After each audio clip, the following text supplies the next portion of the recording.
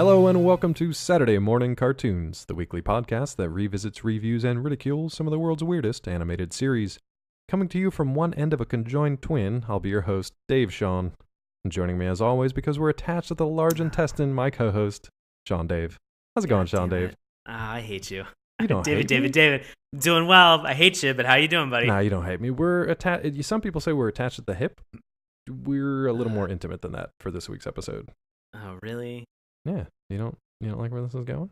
No, I mean I'm fine with it. I just like what it asks. We were out I have so many drinking. questions about anatomy anatomy and and biology and how this is gonna work. I don't know. I was out drinking. I blacked out, and I woke up sewed to ourselves. Let's just keep it clean. Sewed to ourselves. So to ourselves. Yeah. Like, is this something where it's like below the waist, or like right at the right at the waist, or is it below the legs? I mean, just turn around and look. You tell me. Are we? How? Yeah. How, Maybe you shouldn't come turn around. on. The worst part is when Sean tries to go east and I try to go west. It's just not good. It's a metaphor for our relationship. Yeah. Right. I feel like if anybody is listening to this point and they're thinking to themselves, I wonder what Nicktoon they could be talking about. I wonder. Is it Doug? No, it's not Doug. It's definitely not Doug. Just Doug and Skeeter just sewed together at the head. Honk, honk. No, it is not creepy. that. This is one of the more twisted and effed up Nicktoons, I think. Well, we could pitch this in a way that's a little bit flattering. Could we? To a point. Please allow me to try. Please. I'd say, Dave, do you like cats? I love cat. Dave, do you like dogs? Oh, I love dog. Dave, do you like body horror? That's where it falls. No, apart. I'm a fan. I'm a Cronenberg fan. Oh, okay, great. I usually don't like to mix the two, especially in children's programming and cartoons, but to each their own. Well, here's where we're gonna get a little bit creative. Oh, okay. We've sutured part of a dog and part of a cat together, and right. we've created a cat dog. Oh, CatDog. Now I get it. Created now a cat I see dog. what you're talking about. CatDog. And now you can scream in terror at two things that should not be together. If this thing came running at you from out of the alley or at like a shelter where you were trying to adopt things, just burn it with fucking fire. Just like in The Thing, Just burn Kurt it. Russell flamethrower this thing to ash. The Thing? Yeah, The Thing. He took flamethrower to that beast at the end. God, that was the precursor so- to CatDog. Just McCready just Yep, standing there you got with it. a bottle of whiskey. That's right. What is this, Burning fucking that fucker? CatDog? No, roast it. God. It's done. Oh, I hate it. This- I hate it so much. This show, I feel like we're going to, for tonight's episode, I feel like we're going to talk more about the questions that we were left with and the body horror that will imprint itself on our minds forever than what actually happened in the show. But before we get into all that, I'll throw it back over to Sean. He's going to give you a little bit of the history behind this monstrosity known as CatDog. CatDog is an American animated television series created by, thanks a lot, Peter Hannon for Nickelodeon. The first of 68 episodes aired on April 4th, 1998, before the show officially premiered later that year in October.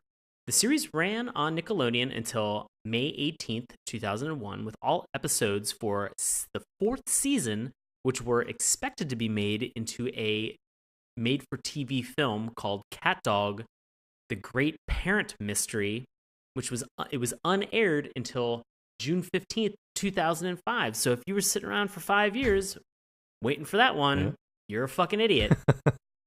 The series is produced by Nickelodeon Animation Studios and Peter Hannon Productions, and it has been released on DVD, which is where I ended up buying it digitally on Amazon. You did not. And I regret those $2. I warned you that this was not going to be worth it. No, I'll just do the old pirate function. No, I decided to go legit on this. All right, well, your $2 just went straight to Peter Hannon, which I have a couple additional notes. If you love CatDog, you should thank Peter Hannon for everything. And if you hate CatDog, you should definitely blame him for everything. So, like Sean said, he was a creator and executive producer. He wrote, did the storyboards, the character design, art direction, post-production. He even wrote and sang the CatDog theme song. So he was pretty much the go-to guy for all of this stuff. So, which I honestly think that the theme song might be the only saving grace in this whole program. I'm not even like a fan of it. It's okay. It's not terrible. I'll give it that. It's not like the rest of the show is. And it's fine. It's kind of cute and not terrifying. we'll get into it in a little bit more detail in a moment. But I think you got some. You wanna summarize all this for me, Dave? Yeah. So in case the title CatDog confuses you, which it probably should, here's the synopsis. So the series follows the adventures of Cat, voiced by Jim Cummings, and Dog, voiced by Tom Kenny, two conjoined twins who are a hybrid of a cat and a dog with two heads, one at either end of its single body. Just in case you were wondering, there's no tail or hind legs. It's just two heads on the end of a hot dog-shaped, creepy, terrifying body. It's constantly doing a push-up or a plank. Yeah, or just dragging the sleeping or unconscious form of its other twin brother behind it, because it's for kids. So although they are brothers, they have very different personalities, which conflict at times. Cat is very cultured, while Dog is very fun-loving and enjoys chasing garbage trucks, chasing cars, and exploring, things in which Cat does not want to take part. The series takes place in Nuremberg, a town dominated by anthropomorphic animals and the occasional humanoid. So yeah, it's Monster Town, full of animals, and occasionally a wandering human just kind of makes his way in and then is devoured by these creatures. I'm not sure if that's actually what happens, but that's my interpretation of things. That's what I hope. Fingers crossed. Yeah, they gotta eat. Oh boy, it's this. I want to say the character design for CatDog initially made me think of an Ouroboros. Yeah. Or Ouroboros. Yeah, one that's become unattached. Right, exactly. One that's broken. If you're not familiar with that symbology, it's a snake that's continually swallowing its own tail, and supposed to signify rebirth, regeneration. But in this case, it's just gross. That, and for some reason, it made me think of Tom Six's film, The Human Centipede. Yes, I have a note here that this is like the spiritual precursor to Human Centipede, or this is sort of like, you know how serial killers, at least in TV tropes and stuff. Go on, tell me all about serial killers. So let's talk about serial killers. So we're led to believe that most of them start off by like killing animals when they're younger, usually as like it's kind of like their first victim. It's the first thing that they actually take their weird proclivities out on. This is basically how I would say that this CatDog is the first experiment that led to the Human Centipede. Some creepy child somewhere was just like, let's just vivisect a live cat and a live dog, sew their intestines together, and then just see what happens. And then made a cartoon out of it.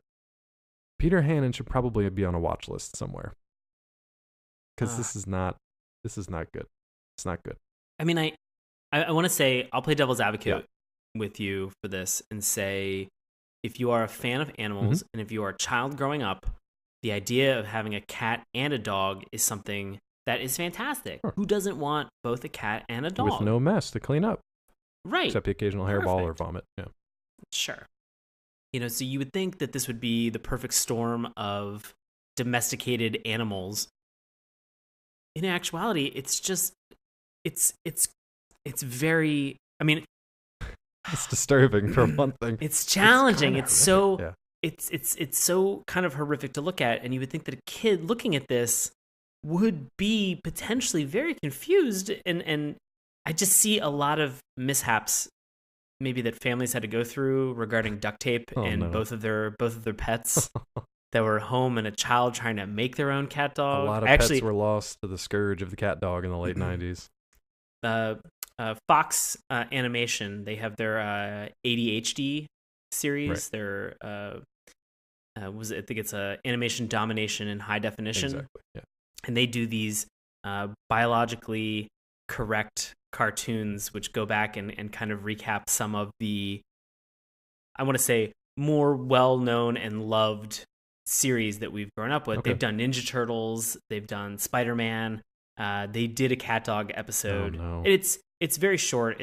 I think it's maybe no more than 2 minutes in length. Which is if you want to be horrified at the idea of what a real cat dog would look like, go and watch it, because I was so creeped out after having watched it. Congratulations, Fox! You guys finally creeped me the fuck out. I just did a quick Google search just for an image, scientifically accurate cat dog, and it's already making me sad. It is. Followed by, trust me, you do not want a cat dog from College Humor. So yeah. This is what our childhood was built on. Now, Sean, correct me if I'm wrong, but CatDog is one of the more like transitional Nicktoons where we've kind of stopped watching when we were kids by this point. Right. Yeah. Right. So, as we've mentioned last week with Angry Beavers, this premiered around the time where we were a little bit older. Right. and we were maybe not watching as we were still watching cartoons, but we were not maybe watching as many cartoons at that point. Sure. I know for me, I said this last week. 1998 was when I was applying for colleges, and I was getting ready to. I graduated high school in '99, so I was a little bit older, and it was something where maybe Nickelodeon cartoons, after the golden era of last year's Nicktoons, it really kind of held a special place in my heart, and so these transitional Nicktoons. It's not that I didn't love them as much. I don't know that I was the target audience at 18. Yeah, we had just kind of grown out and of that's it. fine. It's that classic case where they have that brand of Nicktoons, and then they just kind of have to keep reinventing what a new Nicktoon is every few years. You've got your Rugrats and Doug that stick around for a few years and they do really well, and then you've got some that kind of die off, so they have to be repopulated. But their target audience is always going to say the same age for the most part. Right. But obviously, people age and they get out of that target range. It's just a weird thing right now that like the nostalgia wave, which is part of the reason that we have this podcast, is that everybody is going back to what they see as like a better time, the golden age of their childhood or television, where everything was better. Video games were better, maybe not. TV was better, again, maybe not. It's just like that nostalgia effect that you have is not with Sean and myself for this particular show. So there are going to be people out there that really do love CatDog, and we're going to go through some reviews from some of those people at the end of the show. But for us, it's just not there, man. I think this is one that my brother, again, might have watched. He's 6 years younger than me. I don't really remember watching all that much. It was kind of irritating. I was more into like the MTV or just sports or just, high school stuff at this point. Plenty of other stuff going on besides Nicktoons. So this isn't the first time I've watched it, but it's definitely the last time that I'll be watching it for sure. Do you want to talk? So you said that the opening theme was probably your favorite part of the episode. So do you want to dig into that a little bit? Yeah, I really well. So what was really interesting for me is the theme song. I'm not going to talk about the music. I just want to talk about what you're seeing on screen. Okay, cool. And so what you're seeing is some weird kind of like slapstick comedy between Cat and Dog and this cast of characters. And then it really gave me a Rocko's Modern Life vibe. Yeah, okay. Of them sort of running through parts of this neighborhood, and you get quickly introduced to a cast of characters that are unnamed that you don't know, but they show up in a very tertiary fashion. Kind of like an abstract manner too, almost like you're like a flyover kind of thing, but not everything is fully fleshed in and fully colored in. Correct. Yeah, that's so a good call. You have this moment where they're running, where CatDog are running on this piece of road, and then a clock comes out with a pair of scissors and cuts the road, sure.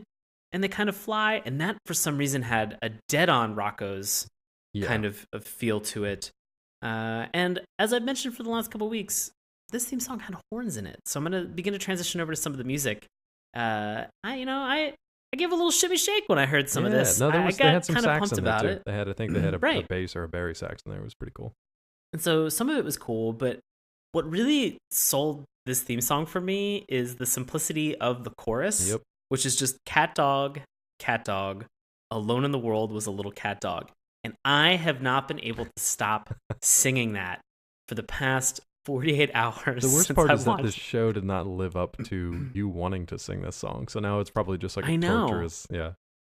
So it'll be one of those random things where I'll get theme songs stuck in my head all the time. Yeah. And I know that the only way to kill it is just repetition to myself and just try to squash it as fast as possible. What's interesting is that, so for the show called CatDog, that song is actually known as an earworm. So this is like the third organism we've brought into this horrific body horror of a cartoon. For kids. Remember, it's for kids. Yeah, right. So this earworm it lodged itself in there to the fact that I found myself earlier tonight just sort of sitting around just going, cat dog, alone in the world was a little cat dog. It's got kind of like an old west kind of like American folk song kind of twang to it. And again, this is by Hannon, by the same guy. So he wrote and performed the song as well. Because I looked it up, it almost sounded like, I don't want to say Primus, but it almost sounded like a weird kind of out there prog rock band or something to begin with. Because it was just something odd and strange. But no, it's just the same guy that came up with this bizarro cartoon to begin with. So there it is. And I had to go back and look at the lyrics for the song to be able to kind of put some of it together. Okay. For me, a little bit of it was sort of muffled. Okay. And it moves very quickly. Yeah. The pace of the song and each one of the verses, it does hasten at some point. They're trying to put a lot of information in there in a very short span of time. But then it gets to that chorus that's sort of reprieve, and it's just like cat dog. And the Wild West twang of that cat dog for some reason just tickles me to no end. Conceptually, again, I know I've said that earlier in the show. Conceptually, the idea of a cat dog is wonderful, but in actuality, looking at it is just terrifying. No, and it makes you feel bad. Like so for listeners out there who don't know, I have a cat. I have one cat. He is basically a monster. So if you look at him, we should be nice to Texas. I mean, he's kind of an ass. And I am being nice, but he's terrifying to behold. His face, I guess his mom had like herpes or something when she was pregnant. So he was born basically without any formed eyeballs. So he has like one kind of like, you've seen him, right? Yeah. Sean? So he has like one kind of like malformed eye that's behind like this glaucoma screen of just like hazy eye protein. And then another one is just like this malformed mass of just like white veiny gloop. So he's a monster cat. And then blind cat. Yeah. And then blind cat. And it's Texas too, so that's a Western theme. He would be like the sheriff of CatDog land. And then a few months back, he had some like problems with his teeth. So this rip-off dentist or veterinarian that I went to said like, oh yeah, we definitely got to take all his teeth out for thousands of dollars. So I got duped into this. So now he is a basically toothless, blind, feral monster cat. And like, I still feel bad for this creature. I look at CatDog and I think it should probably just be put down. It should probably just be put down. It is an abomination. It is not a miracle of nature. It is something that should not exist. It is the beast.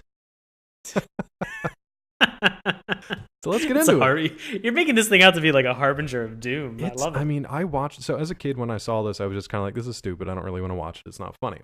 As an adult, I'm like, this is stupid. It's not funny. This thing is going to give me nightmares because I'm watching like half of an animal drag its dead or sleeping half behind it the entirety of the show, and it's really disturbing. And we watched the highest rated episode that we could find. It's not like we went to look for the worst one ever, like, oh man, this thing is messed up. We looked for the highest rating. So on IMDb, this episode has an 8.4. It is season 3, episode 10. Now again, there were 4 seasons of this thing. And it's split in 2 segments. Most of these, if not all of them, were split into 2, 12 to 15-minute segments. The split here is Cat Gone Bad and the Old Cat Dog and the Sea. So for Cat Gone Bad, it's here's the synopsis. Cat suffers an identity crisis when a gang of alley cats set up shop near the cat dog house. And Sean, you want to take the Old Cat Dog and the Sea? You have it in front of you. Yeah. Avast ye landlubbers. This is a salty old fisherman's tale about a swordfish on CatDog's living room wall. That was nicely done. Very nautical of you. I try. I will say the one thing I really do like about the show is the design of their house. Did you like that? I thought it was kind of cute. It was interesting because I didn't really see it until maybe the end of this episode. Yeah, they only show it in glimpses, yeah. It is a giant bone. Yeah. And then a fish. A giant fish, just like a giant on its tail end, yeah. Like the 2 iconic things that you would think to yourself, those are 2 things that should not be put together. Fish bones. Ever. Fish bones and a dog bone. I don't know. I mean, I did enjoy it. I did liked it. Or liked it? I did like it. I did liked it. I did enjoy the concept and the design and how everything looked like.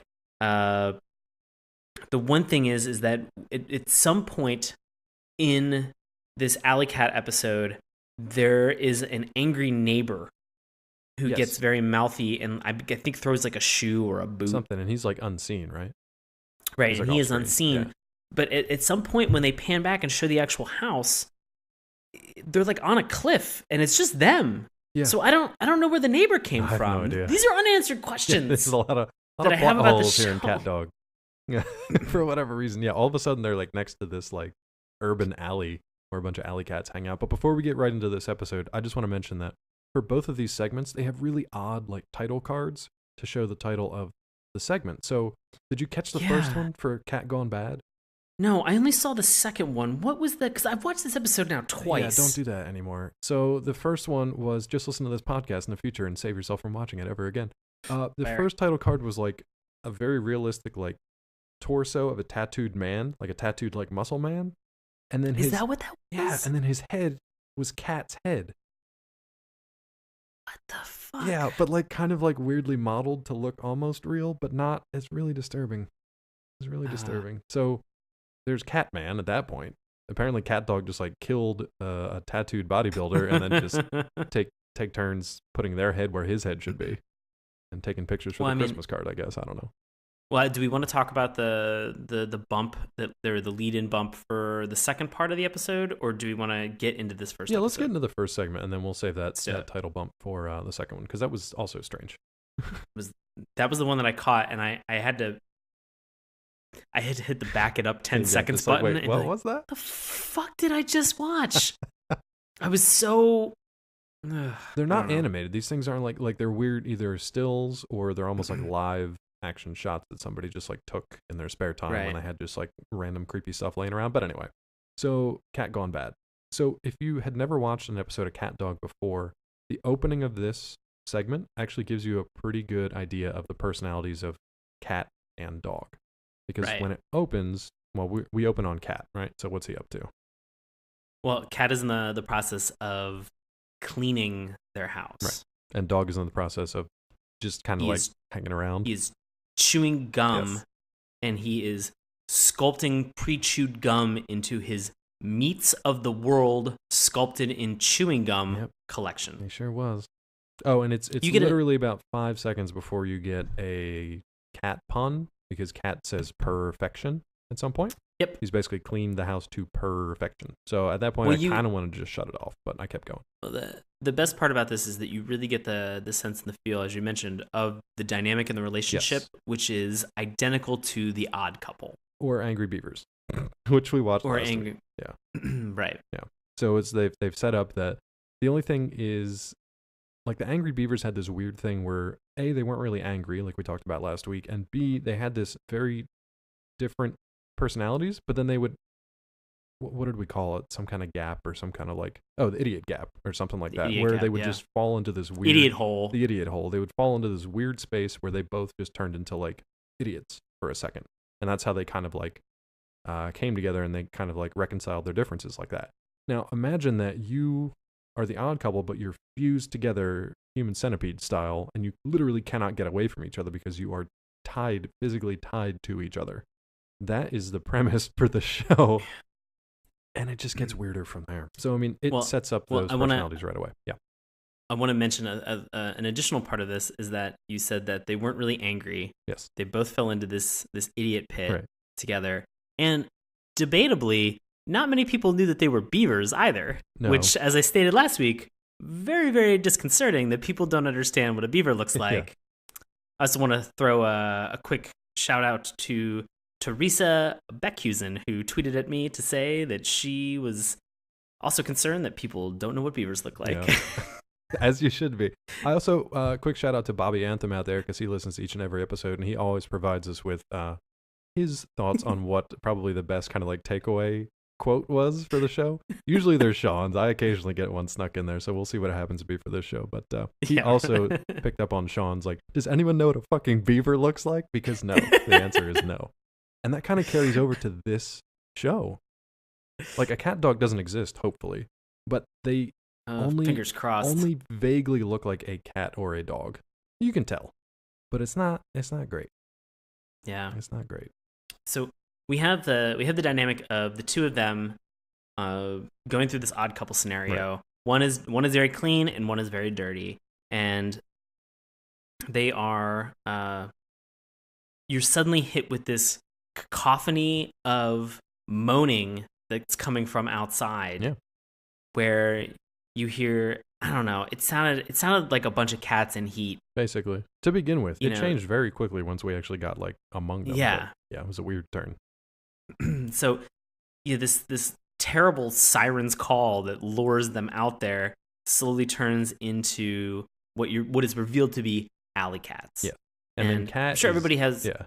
Cat's kind of Go like, ahead. man, we got these alley cats. He's like, oh no, they've moved in. And then Dog's like, what's alley cats? He seems very excited. Like he wants to either chase them, which is weird because he's attached to a cat, or he wants to just go like hang out and be friends with them, which makes more sense considering his personality.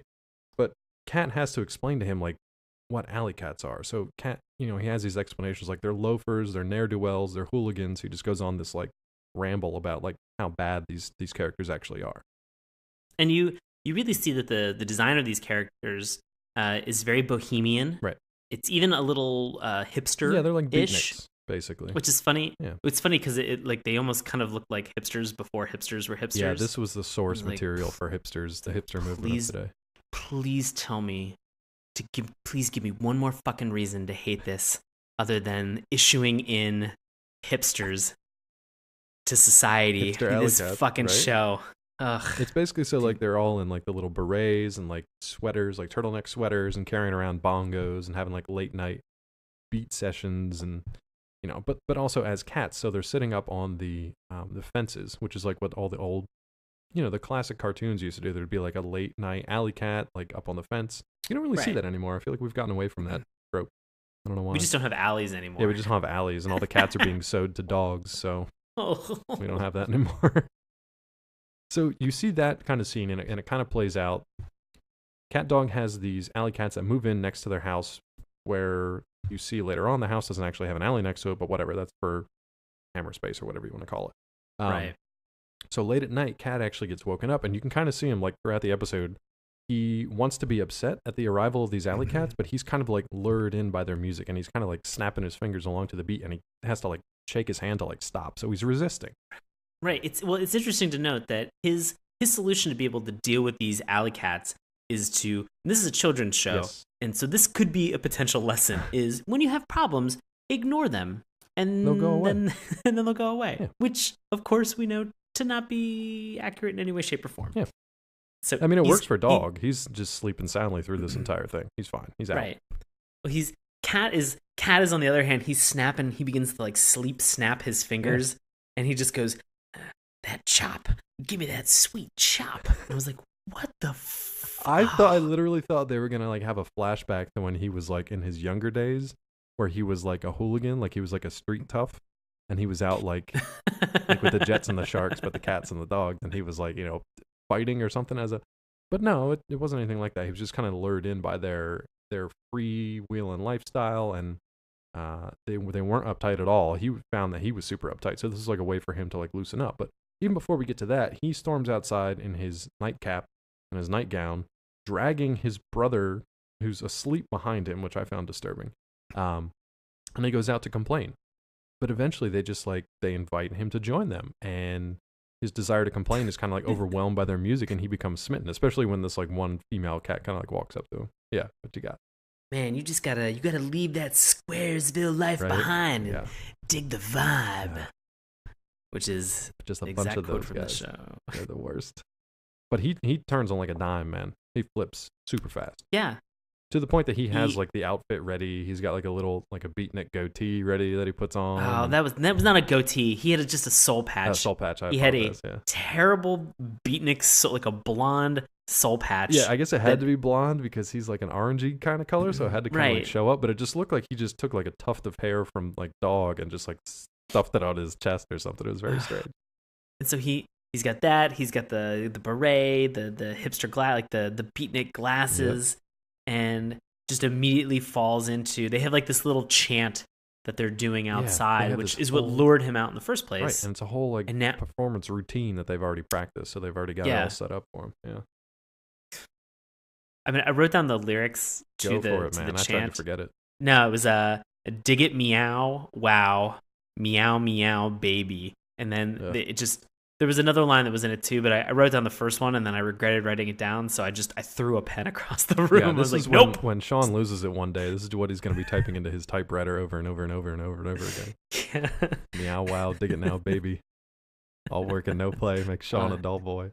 Oh boy, God, just don't let me near a door and an axe. That's all I'm saying. In this show, those are the three things that are a recipe for disaster. Yeah. But yeah, so Cat, he sees them like, just eating out of trash cans and like having this freewheeling lifestyle. He's like, so let me ask. Stays up late Let me point out this fact. They're mentioning about the fact that they're eating sardines. Right, out of the trash. Okay, they are eating sardines out of the trash. First and foremost, those are not fucking sardines. They were fish bones with the head of the fish still on it, and they're throwing fish bones with like a trashed head into their mouths and just swallowing it whole. They'll be totally fine. I have seen how cats eat. Like, I've seen how cats bring back wild mice and other trophies that they'd like to give to you as tribute. Yeah. And it does not look like that at all. Yeah. They are mauled, disgusting pieces of, like, blood sacks at that point. But like, so is CatDog. So this cartoon is not scientifically accurate, unfortunately. Yeah. But the funny thing is that, like, Cat he just stays up all night. So he's like, Dog is sleeping the whole time. So Cat just stays up with him, and he's scatting along with him. He decides to name himself Scat Cat, which at that point, I was pretty much done with the show. Another pen. I grabbed a whole box of pens and just threw it across the room. I bought a pack from Amazon, and when it showed up, I just threw it back at the delivery driver. I was so upset. It's actually how you return stuff on Amazon. That's how you return it. It's how you return it. My mailing service. So now we get to... Well, this is when the neighbor like throws something at him, right? Because he's up on the fence and he's crooning and he's just entertaining his crowd and whatever. And the unseen neighbor who doesn't at this point, they have the other beatnik cats have hoisted CatDog one half up. Of them. Now, CatDog is laying on a fence on like a picket fence with like the peaks and troughs that are on like a regular fence, and he's carrying around the dead weight of Dog like he's a slug. Still sleeping. Like he's a gross slug monster with this unnecessary appendage that is him. And he takes no care in it. He doesn't like put him in like a little sling on like a backpack. You think he'd like make some sort of like no. He just smashes his face into the ground, into the wall, into the steps. Doesn't matter. He doesn't care. Just a fucking pillow. I mean, he's sleeping. It's no wonder he's got mental problems. A little bit of respect. Let's be honest. Dog has some mental problems. Sure. Probably from being drug around his entire life by Cat. I mean, it's understandable now. It does all kind of make a little bit more sense. So Neighbor gets angry and throws the boot. And they end up just partying all night. Just partying all night until the morning when they wake up and you realize that that Cat does not want to wake up. No, he does not. He's been on a bender. Yeah. Who knows what he was doing? You also at this point find out that Dog realizes that Cat has gotten a tattoo on his chest. Yep. And he's got a matching one on his butt. Yep. Which I'm assuming is just Dog's chest. Which Dog's response is, wait, we have a butt? Yeah, exactly. And that opens Cat up pulls a whole his body. It shows laundry list. It's the heart with the arrow and the mom through it tattoo, which could not be more basic. But also really sad because you don't know what kind of thing happened to his mom to create this monstrosity. If it was actually birth. If that mom birthed this thing, then I do not blame her for abandoning it. Oh my god, it's I really strong don't. words. I mean, I don't. If fictional cartoon mom creature birthed this monstrosity, then I'm fine with her leaving it where it was. But we've had this theme though of in this series of Nicktoons, we've had this theme, with Hey Arnold, not with Angry Beavers, but with CatDog of not potentially knowing who their parents are. And I know that we mentioned this earlier, but like the whole fourth season was supposed to address who the actual parents were for CatDog. Which, I mean, for something like CatDog, that just doesn't ring. It just doesn't ring true to me. You know what I mean? For something like Hey Arnold, it's a kid who is brought up by his grandparents because his parents disappeared, and he has like these could be real life situations. CatDog, just its very nature cannot exist. So just have fun with it. At that point, like don't try to bring any kind of like real life stuff into it or like these emotional journeys. That's bullshit. Just be a crazy CatDog and just have weird adventures, and then you're fine. Don't make me feel feelings for this body horror. No, because it's not going to happen. just feelings of disgust. Right. So we're at the next morning. Cat has done a 180, so he's now this kind of slob, and Dog actually likes him. He likes him better. So he's like, I kind of like you this way. And they just let trash pile up in the house. They don't pay any of their bills because Cat used to do all that stuff, and Dog was not responsible at all. But now the tables are kind of turning. And Dog isn't quite, he's kind of getting a little upset with it, but it's not until the alley cats all come back into the house and are just like the rudest bunch of just assholes maybe I've ever seen in a cartoon. And they do some really gross stuff. Do you remember this? So like Dog goes up to the one big fat cat and he's like, hey man, if you're going to drink in the house, at least use a coaster. And the cat just like spits this just like volley of milk right in his face. Right in his face. Right in his face. And presumably then if that wasn't bad enough, right in Cat's butt. Right in Cat's butt. He spit milk in a cat's butt. This is a kid's cartoon. Yep. And then not too long after that, pretty much immediately after that, the cats decide that it would be hilarious, now that they've got the square in their midst, that they're going to have a hairball fight and start throwing these gray, soggy, disgusting hairballs at Dog's face. So also Cat's butt. So they're pelting him with these disgusting hairballs that they've all just coughed up over God knows how long. This was so gross. Fucking gross. Super gross. Kid show. So now Dog is up. So Dog has become the new cat, right? By this point, and he chases him out of the house. And he basically grounds the guy who's calling himself Scat Cat. Yeah. Chases him out of the house because they start chewing on his gum collection of all of his meats. Oh, I missed that. Okay. The line that he has is, he goes, "Get your filthy hoodlum paws off my meat," and he kicks everybody out of the house. And Cat goes to join him, and he is stopped. And end of story. Yeah. Grounded. You are not going back out with these hoodlums, these alley cats. They're bad news. No. So instead, Cat waits until Dog goes to sleep. That's right. And the second he goes to sleep, he sneaks out, and all of the alley cats are hopping on their moped scooters. Yeah, little scooters. Getting ready to burn rubber out of town. And you know what, man? This would be a great plan for Cat, except for one thing. Oh yeah, he's surgically attached. He's fucking attached to his dog, brother. Like this. They have so many jokes with this, where Dog's like, "I wonder where Cat is." Oh, I guess I'll just follow my gross slug body out, and I'll find my other head.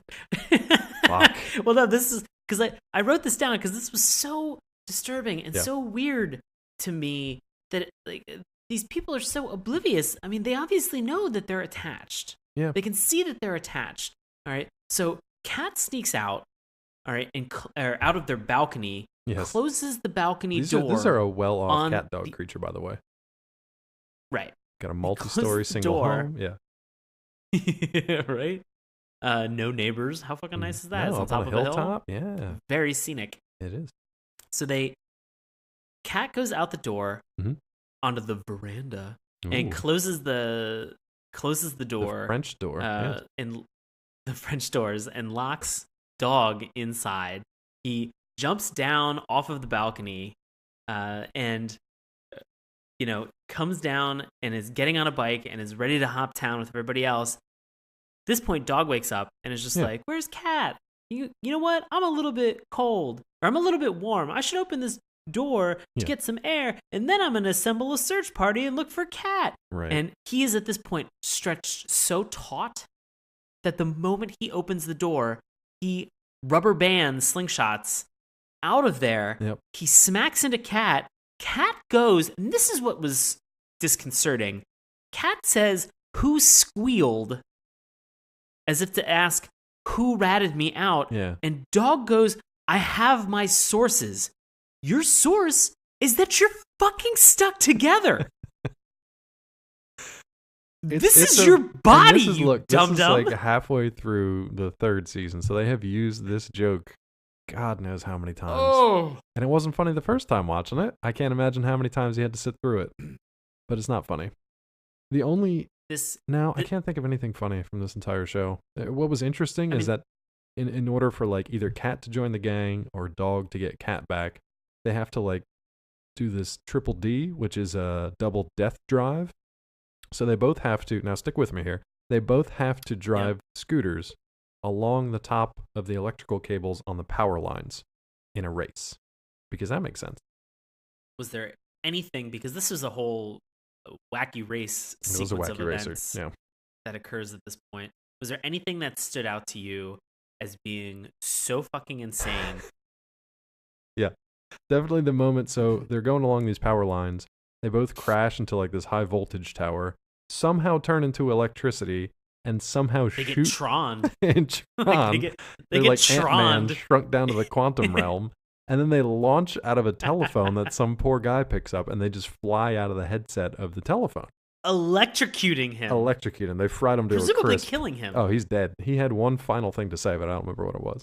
I'm assuming he's like a fair. reoccurring character. But man, he's fried. That guy's super dead.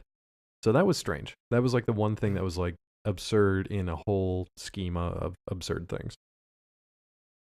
So that was pretty much it. And then how they kind of reconcile at the end. Yeah. Right. We should mention that they launch the bikes. Yes. As they're coming down, Dog grabs the power line. Cat is unable to grab a power line, so Dog is there saving him. Right. Cat begs and pleads for Dog to save him. Yeah, he kind of snaps back. Which, of course, to, he like, does. his previous because self. he's the same body. Yep. And at this point, all of the alley cats just gang up and call Cat a loser and a square. Yeah. And then they're just like, but it'd be really cool if we had a dog like you around. And he's like, nope, I'm okay. Yeah. So they leave, and then CatDog just goes back into their fishbone house. It's okay. Well, that's it. End of segment 1. That's it. And that's it. And we've learned nothing. Now, the next one, if you can believe it, the next segment is actually more insane than that one because it's essentially just a fishtail. It's like a fisherman's tail. It's a tall tail. Exactly. It's a tall tail through and through. Now let's go back to what you were talking about earlier, and let's talk about the bump, the title card that leads this one off. Again, this is Old CatDog and the Sea. Obviously a riff of Old Man in the Sea. So you see like water and the body of a fish. The fish isn't like swimming. Like a live looking fish, though. It looked like a physical but like a fish live you'd looking see in fish. the world. Yeah. And it pans up, and inside of the fish's mouth, it looks like the head of Cat. Yep, it was 100% the head of Cat. It maybe like a Pez dispenser sized head of Cat. Yep. Placed inside the mouth of this fish. So lovingly. I'm hoping that this is like a harbinger of doom, and this is how the monstrosity known as CatDog actually dies. It's just swallowed by a giant fish. That would be the most ironic thing I could think of. Yeah, it was weird. I've watched that bump now thrice. Stop. And each time I've thought to myself, the fuck have I got myself into? Yeah, don't do it again. It's not good.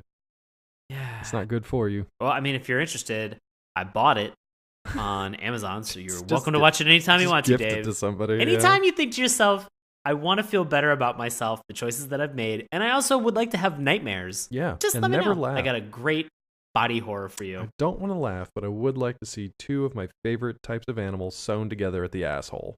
So this one, after that title card, it does start off in kind of a weird way. We're introduced to this random new creature / character named Tallulah, who I guess hosts a talk show. I thought for 2 seconds that this was going to be a callback to Angry Beavers and Toluca Lake. Oh, no. But it was, in fact, Tallulah. I got very excited until I finally saw the spelling of the name for this. But this was a sort of like a female Robin Leach sexy cat. Sexy cat. I'll go sexy cat. Sexy talk show host cat. But you're introduced to her just through her voice, right? As a fish. Right. It looks like a fish that's talking to she's you.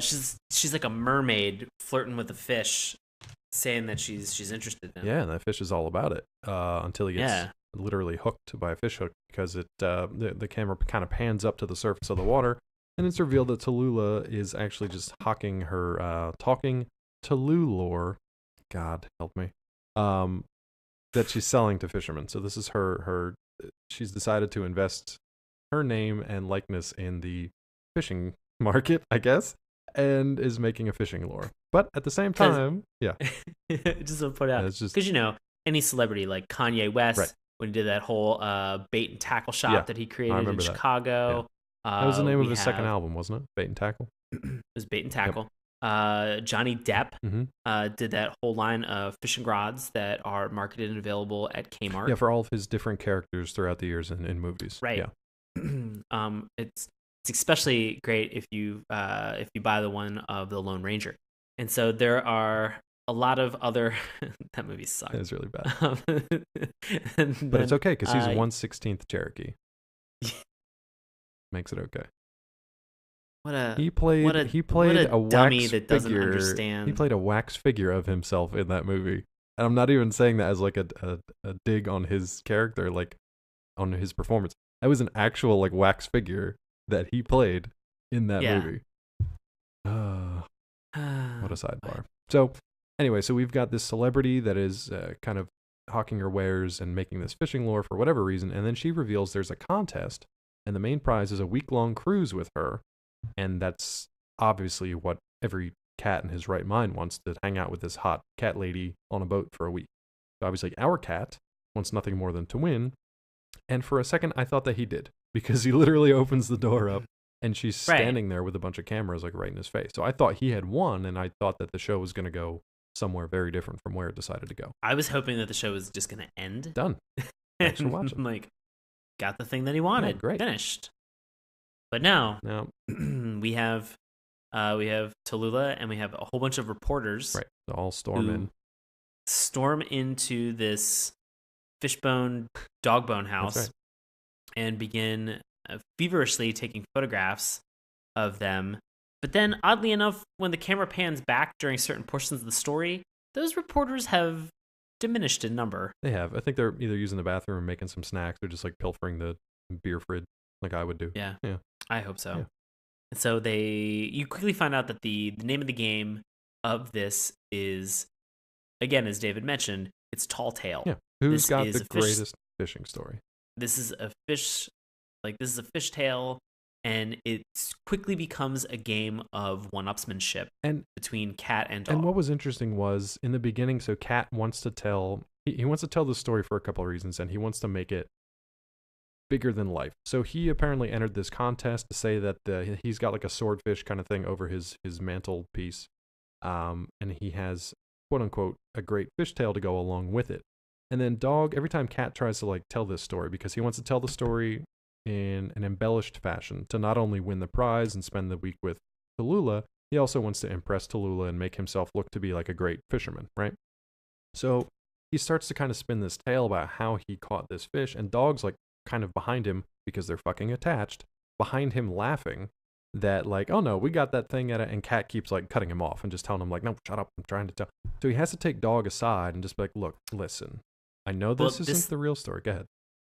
Well, this is like I don't mean to interrupt you, but this is the point.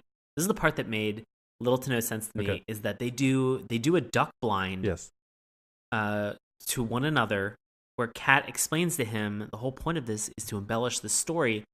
If you're not familiar with the concept of a duck blind, it's where, if you've ever seen on like stage or a movie where somebody sort of pivots the other person aside in front of a group and is just like, hey, why are you trying to do this? This is what I want. Help me out with this thing. Let me explain to you what my thought process is. Right. But the entire other group can hear it because you're not diminishing your volume or whispering in any way. It's a theatrical device that people will use in order to communicate somebody's true intentions or what their goal or desire is, so that the audience is made aware, as well as also the other character. Presumably, though, if it's like in a stage setting, the other people who are on stage may not hear those comments. Yeah, so it's kind of like an aside, except that's usually when like a character is talking to the audience to make sure that they're in on the joke or they're in on something. Right. But a duck blind is just usually said between two characters. Exactly. And so yeah, so that's what he does in this situation, and it sets up this weird dynamic where it seems like Dog actually has this kind of like weird, almost like vendetta. Like every time Cat starts to tell the story that he wants to tell, Dog comes in and embellishes it more. So Cat says, look, I'm not lying, because Dog accuses him of lying to tell like an inflated story. Cat's like, I'm not lying. A great storyteller will embellish the story. And Dog gets to the point where he's like, "Oh, you're embellishing," and he has this like weird attitude where he's like, "Oh, if you're gonna embellish, I'm going to out embellish you, and basically make you look like an asshole and make me look like the greatest person ever." It's a really weird dynamic that they have throughout this entire episode.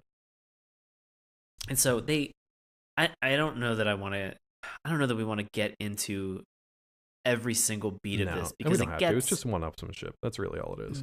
It gets nuts, but we should explain the point of the story. Sure. Is that they're after this fish that is called Sawnose, right. And presumably the first thing that they do is they shoot a plunger that has looks like an oil drum depth charge that's also a tracking beacon. Sure. Well, they were kind of channeling Jaws at that point. So it goes back and forth, this story that they tell about, saving this village from the threats and the destruction of this Sawnose creature. So they kind of are like, it's very little to do with Old Man in the Sea and a lot more to do with like Jaws.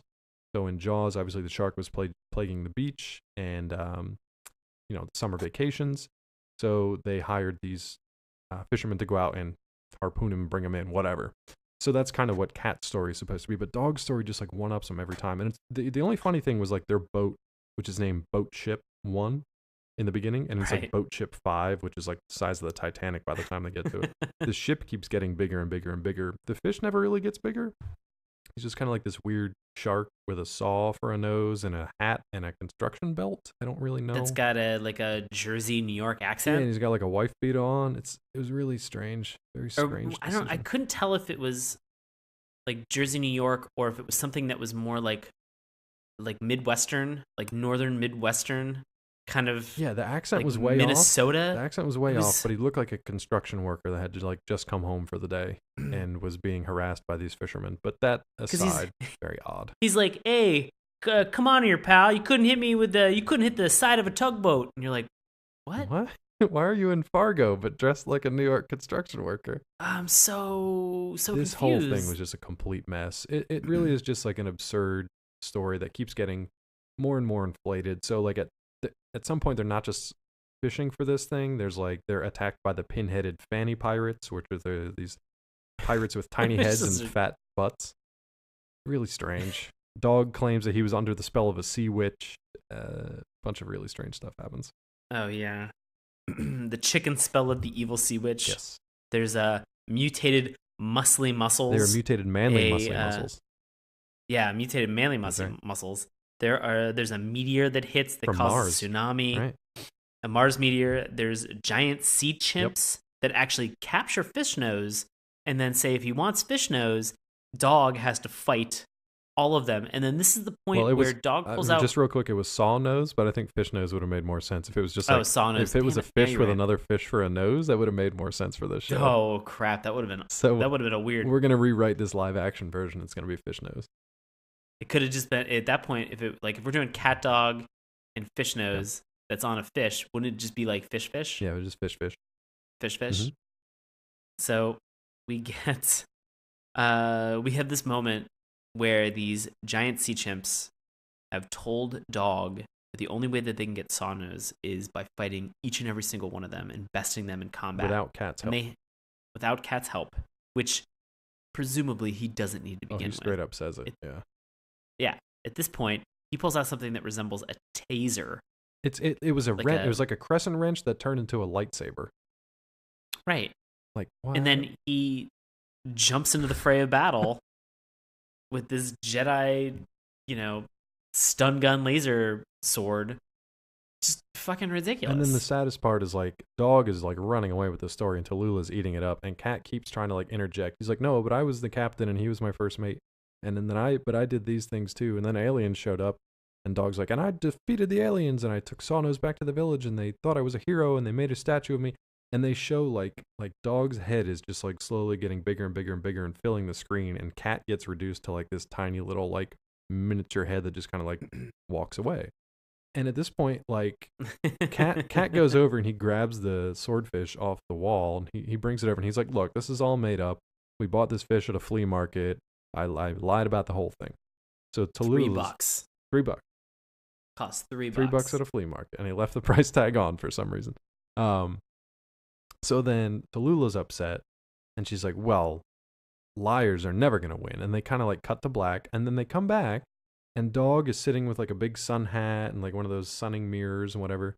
And he's sitting on the deck of a ship next to Tallulah. So it turns out that Dog, aka First Mate Skippy, won the trip. But of course he's attached to his fucking brother. I don't know if I've made that clear enough. And Cat is kind of like below decks. He's like under the little like trap door and stuff. So he's still there. But he's basically like yelled at anytime he talks or makes his presence known. So then at the end, like Dog has this final line. He's like, oh, you know Cat. He has a tendency to embellish.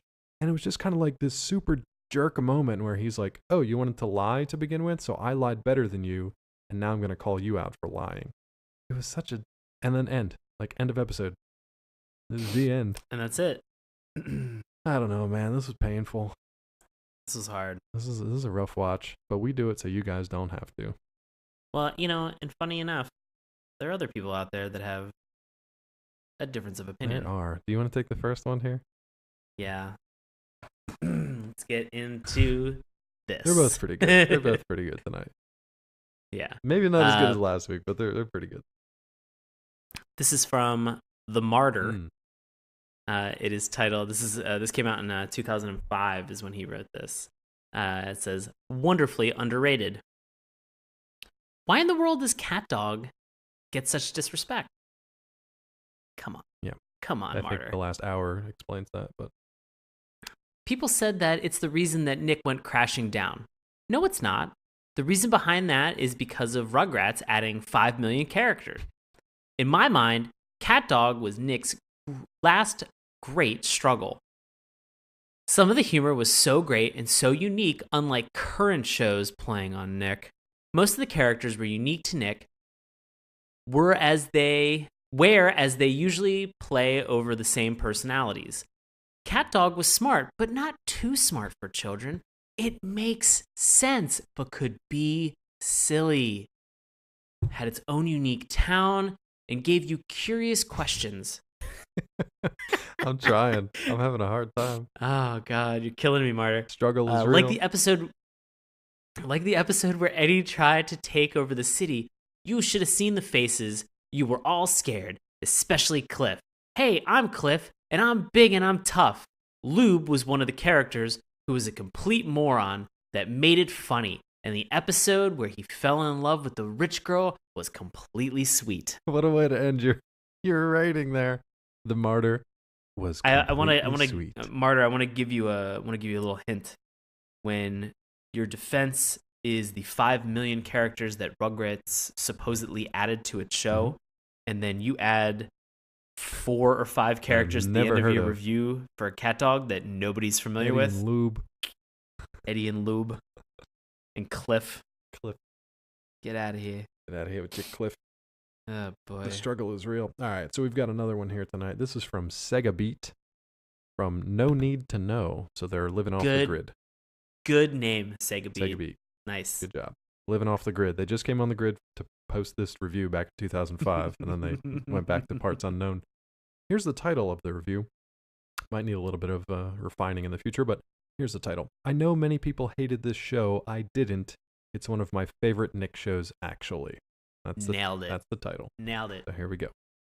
Back when I watched Nick, I saw some commercials of CatDog way back in early 1998. It was quite interesting. As I saw more advertisement for CatDog later on, I grew more interested in the show. Finally, when it was set on air, I watched a couple of its episodes and they were good. I've been watching CatDog episodes all the way to its bitter end when the show got canceled in 2001. Today, as far as I know, it only appears on Nick every once in a while. I wish they released a DVD set for die-hard CatDog fans like myself. Instead, they only released. Yep, Relest. I said it wrong the first time because it's spelled burlesque. 2 VHS tapes of 5 episodes back in 1999. I'll try to look for them as best I can. Generally, CatDog involves a cat and dog attached to each other. They encounter funny moments or stupid adventures. CatDog wasn't strong on humor, but it was cool on voice acting and the characters. This was a very good show in my opinion. I consider it a nice follow-up on the Nick classic Rocko's Modern Life. Many people don't think so, but I believe it sort of does. Many people don't think so, but I believe it sort of does. Not to mention the music in the show is pretty good. 8.5 out of 10. They originally gave it 7 out of 10 stars and then 8.5 out of 10 just to... I mean, we should mention the voice acting on this is phenomenal. Tom Kenny is SpongeBob SquarePants. No, they're great. And Jim Cummings is, You know, like, I think he's Darkwing Duck among many, many, many other things. Right. I just love that he's the voice like... acting in this. He's like, this is a very good show. Not strong on humor, but cool on voice acting. Cool on voice acting. Sega Beat knocked it out of the park. Got it. As I knew you would. Knocked it off the grid, so he's never going to hear this show.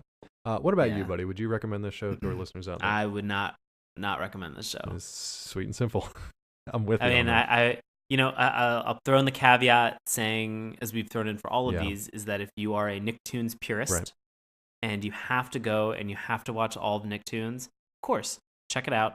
But for me and the episode that we watched, which I just wanted to point out that a lot of the Nicktoons that we've watched recently, like Hey Arnold and Angry Beavers, have been episodes that have gone outside of the normal narrative convention that they've used. This show was planted firmly in that convention of the a split episode with 2 different vignettes. And it was the best of the best. This was the best this was the show the had highest to offer. rated episode on IMDb. We tried. And I just did not enjoy it. No. David, how'd you feel? Nah, same with you. If you're a completist, go check it out. And I mean, this, like we said, this is the best rated episode. There were a couple other that were close. This was an 8.4. There were some 8.1s, 8.0s hanging around. But man, I don't know. Maybe we're just getting old beyond our years at this point. But if you have a difference of opinion, let us know. Maybe there's another episode we should check out. But I probably won't be going back to this one. But just like the concept and idea that we're just getting crotchety with Nicktoons. Yeah, we're well. Unfortunately, this is the end of our second Nicktoons month. I know. We have a year to get all anxious and apprehensive about the next run, where we kind of are familiar with some of them, but then there's some that we have no clue what to expect. So it's kind of an interesting territory, but we probably won't get back to that until next January. We do have some really cool stuff coming up for you guys, though, in 2016. Some stuff we're really excited about. We'll get to that in a second. But just to give you a heads up that this is our 85th episode, which means our 100th episode is coming up in a very, very short amount of time. So we definitely have something special we're going to be doing for you guys, and a lot of cool stuff coming up over the next couple of weeks as well. So yeah, even though we've got a pretty fantastic month of March that is planned. That's going to be a blast. Oh man, I can't wait. But before we get to that, Sean, what do you have coming up in the next couple of weeks for the listeners out there? I like the idea that we're just like, hey, March is going to be fantastic. Just bear through February. Just slog through Feb with us, guys. There's a special day in February known as Leap Day that we are going to use as a springboard, if you will, into the month of March. We'll explain that in a little bit. Yeah. But before then, exciting. Sean, what do you have going on, bud?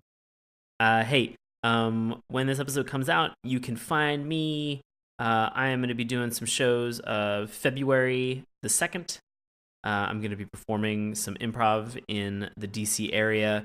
You can find all these shows, and you can find out more, and you can buy tickets witdc.org. And again, I'm going to be performing. It's the 7 to 9:30 block on February 2nd with the group that I always perform with, Knox.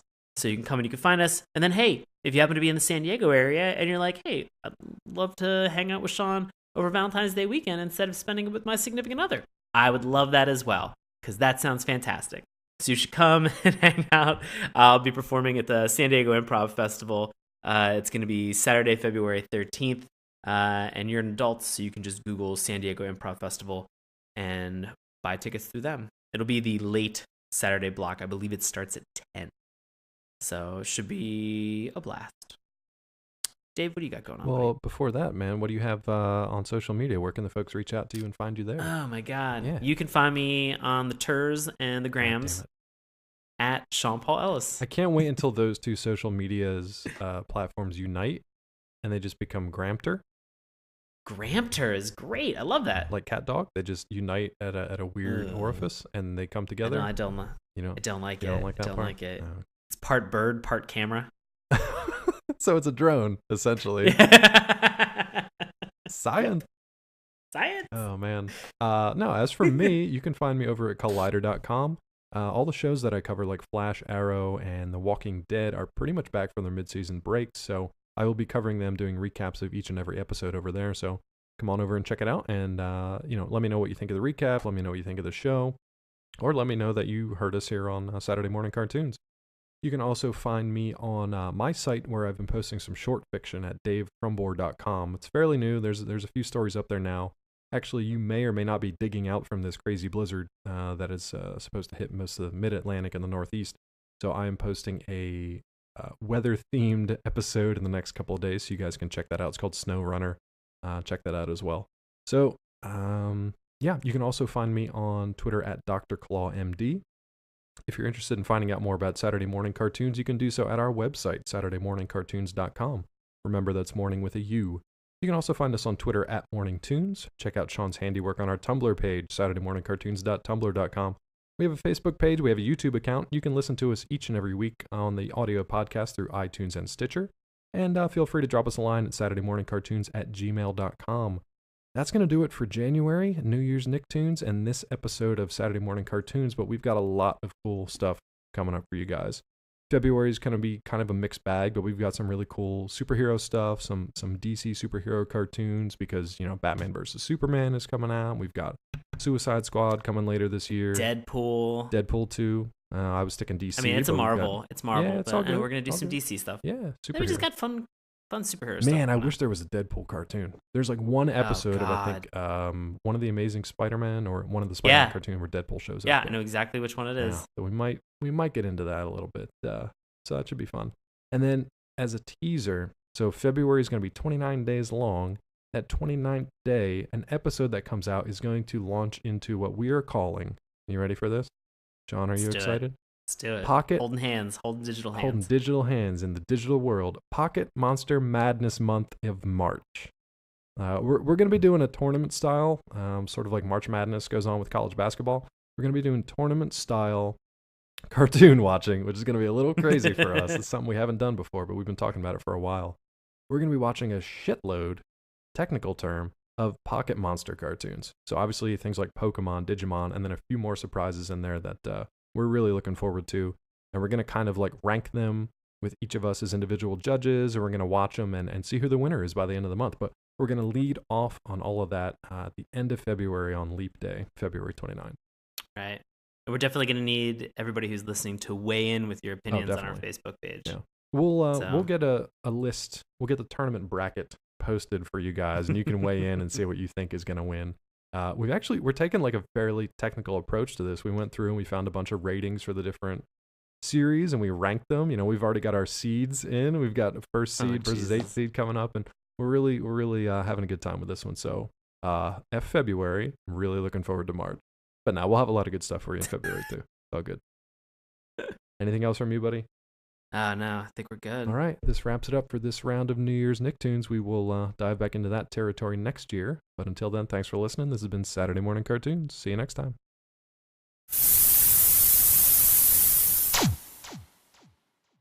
2005. So if you were sitting around for 5 years waiting for that one, you're a fucking idiot. The series is produced by Nickelodeon Animation Studios and Peter Hannon Productions, and it has been released on DVD, which is where I ended up buying it digitally on Amazon. You did not. And I regret those $2. I warned you that this was not going to be worth it. No, I'll just do the old pirate function. No, I decided to go legit on this. All right, well, your $2 just went straight to Peter Hannon, which I have a couple additional notes. If you love CatDog, you should thank Peter Hannon for everything. And if you hate CatDog, you should definitely blame him for everything. So, like Sean said, he was the creator and executive producer. He wrote, did the storyboards, the character design, art direction, post-production. He even wrote and sang the CatDog theme song. So he was pretty much the go-to guy for all of this stuff. So, which I honestly think that the theme song might be the only saving grace in this whole program. You know, I'm not even like a fan of it. It's okay. It's not terrible. I'll give it that. It's not like the rest of the show is. And it's fine. It's kind of cute and not terrifying. Well, we'll get into it in a little bit more detail in a moment. But I think you got some. You wanna summarize all this for me, Dave? Yeah. So in case the title CatDog confuses you, which it probably should, here's the synopsis. So the series follows the adventures of Cat, voiced by Jim Cummings, and Dog, voiced by Tom Kenny, two conjoined twins who are a hybrid of a cat and a dog with two heads, one at either end of its single body. Just in case you were wondering, there's no tail or hind legs.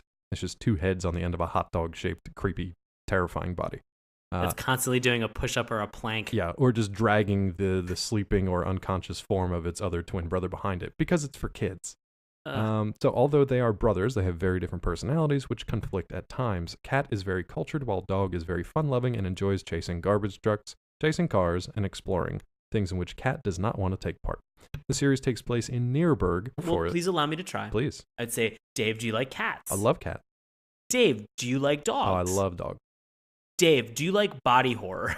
That's where it falls apart. I'm a fan. I'm a Cronenberg fan. Oh, okay, great. I usually don't like to mix the two, especially in children's programming and cartoons, but, to each their own. Well, here's where we're going to get a little bit creative. Oh, okay. We've sutured part of a dog and part of a cat together, and right. we've created a cat dog. Oh, cat dog. Now I get it. Created now a cat I see dog. what you're talking about. Cat dog. And now you can scream in terror at two things that should not be together. If this thing came running at you from out of the alley or at like a shelter where you were trying to adopt things, just burn it with fucking fire. Just like in The Thing, just burn Kurt it. Russell flamethrower this thing to ash. The Thing? Yeah, The Thing. He took flamethrower to that beast at the end. That was the precursor to Cat Dog.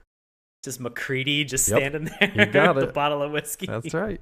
What is this, Burning fucking that cat fucker? dog? Nope, roast it. God. It's done. Oh, I hate it. I hate it so much. This show, I feel like we're going to, for tonight's episode, I feel like we're going to talk more about the questions that we were left with and the body horror that will imprint itself on our minds forever than what actually happened in the show. But before we get into all that, I'll throw it back over to Sean. He's going to give you a little bit of the history behind this monstrosity known as CatDog. CatDog is an American animated television series created by, thanks a lot, Peter Hannon, for Nickelodeon. The first of 68 episodes aired on April 4th, 1998, before the show officially premiered later that year in October. The series ran on Nickelodeon until May 18th, 2001, with all episodes for the fourth season, which were expected to be made into a made-for-TV film called CatDog: The Great Parent Mystery, which was unaired until June 15th, 2000. A town dominated by anthropomorphic animals and the occasional humanoid. So yeah, it's Monster Town, full of animals. And occasionally a wandering human just kind of makes his way in and then is devoured by these creatures. I'm not sure if that's actually what happens, but that's my interpretation of things. That's what I hope. Fingers crossed. Yeah, they gotta eat. Oh, boy. I want to say the character design for CatDog initially made me think of an Ouroboros or Ouroboros. Yeah, one that's become unattached. Right, exactly. One that's broken. If you're not familiar with that symbology, it's a snake that's continually swallowing its own tail and supposed to signify rebirth, regeneration. But in this case, it's just gross. That, and for some reason it made me think of Tom Six's film, The Human Centipede. Yes, I have a note here that this is like the spiritual precursor to Human Centipede. Or this is sort of like, you know how serial killers, at least in TV tropes and stuff. Go on. Tell me all about serial killers. So Dave. Let's talk about serial killers. So we're led to believe that most of them start off by like killing animals when they're younger, usually as like it's kind of like their first victim. It's the first thing that they actually take their weird proclivities out on. This is basically how I would say that this CatDog is the first experiment that led to the Human Centipede. Some creepy child somewhere was just like, let's just vivisect a live cat and a live dog, sew their intestines together, and then just see what happens. And then made a cartoon out of it. Peter Hannon should probably be on a watch list somewhere. Because this is not good. It's not good. I mean, I want to say, I'll play devil's advocate with you for this and say, if you are a fan of animals and if you are a child growing up, the idea of having a cat and a dog is something that is fantastic. Sure. Who doesn't want both a cat and a dog? With no mess to clean up. Right. Except the occasional hairball or vomit. Yeah. Sure. So you would think that this would be the perfect storm of domesticated animals. In actuality, it's just, it's very, I mean, it's disturbing for one thing. It's challenging. It's so, it's so kind of horrific to look at. And you would think that a kid looking at this would be potentially very confused. And I just see a lot of mishaps maybe that families had to go through regarding duct tape and both of their pets that were home, and a child trying to make their own cat dog. A lot of pets were lost to the scourge of the cat dog in the late 90s. Fox Animation, they have their ADHD series. Right. Their I think it's animation domination in high definition. Exactly. Yeah. And they do these biologically correct cartoons, which go back and kind of recap some of the, I want to say, more well-known and loved series that we've grown up with. Okay. They've done Ninja Turtles. They've done Spider-Man. They did a CatDog episode. Oh, no. It's very short. I think it's maybe no more than 2 minutes in length. Which is if you more wanna, than long enough. If you want to be horrified at the idea of what a real cat dog would look like, go and watch it, because I was so creeped out after having watched it. Congratulations, Fox! You guys finally creeped me the fuck out. I just did a quick Google search just for an image, scientifically accurate cat dog, and it's already making me sad. It is. Followed by, trust me, you do not want a cat dog from College Humor. So yeah. So this is what our childhood was built on. Now, Sean, correct me if I'm wrong, but CatDog is one of the more like transitional Nicktoons where we've kind of stopped watching when we were kids by this point. Right. Yeah. Right. So, as we've mentioned last week with Angry Beavers, this premiered around the time where we were a little bit older, right, and we were.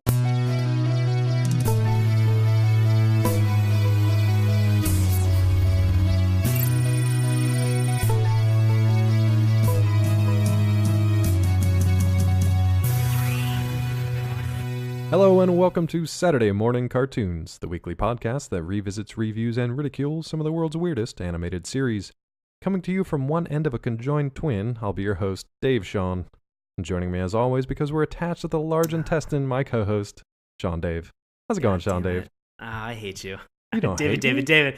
Doing well. I hate you, but how you doing, buddy? Nah, you don't hate me. We're attached. Some people say we're attached at the hip. We're a little more intimate than that for this week's episode. Oh, really? Yeah, you don't like where this is going?